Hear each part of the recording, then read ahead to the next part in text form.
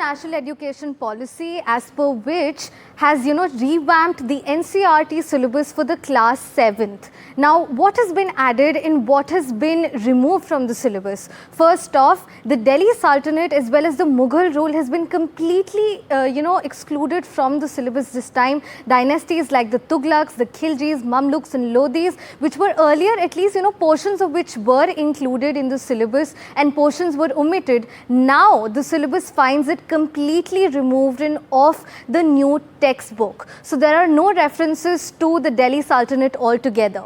What has been added to the syllabus is a chapter called How Land Becomes Sacred.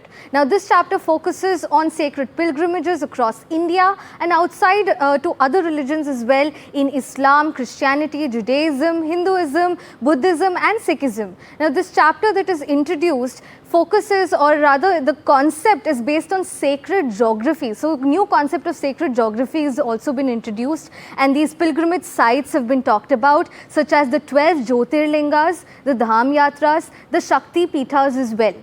Now this chapter details completely on Indian tradition, Indian ethos, and this is kind of what the focus of the new national education policy is as well.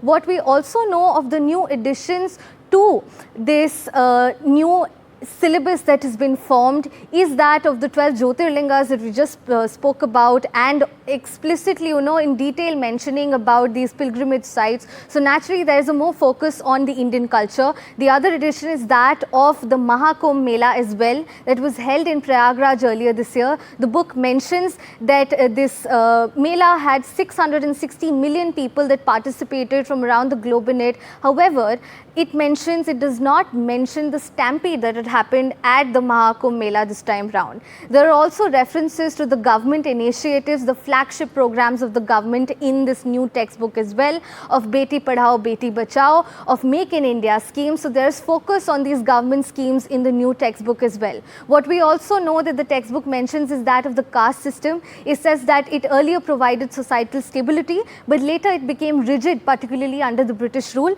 leading to certain inequalities. While the NCERT and the centre say that these changes are just to avoid any repetition, the opposition claims that this is an erasure of history from education.